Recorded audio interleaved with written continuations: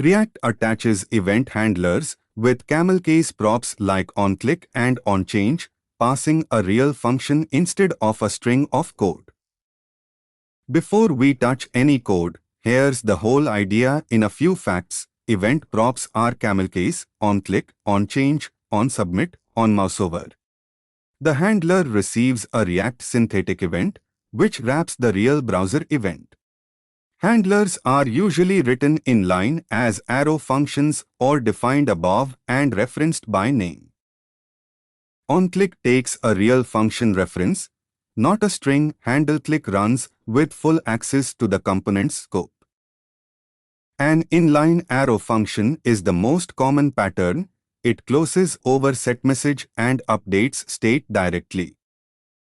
onChange fires on every keystroke. e.target.value gives the input's current text through the syntheticEvent. Here's the real difference. Event props are camelCase and take real function references. onClick is equal to handleClick. Event props are camelCase and take real function references. onClick is equal to handleClick. Handlers commonly pair with useState to update the UI in response to an event. e.target.value is how you read an input's current value inside onChange. Add an onMouseOver handler to a div tag that logs hovered to the console. Thanks for learning with us. Come back soon.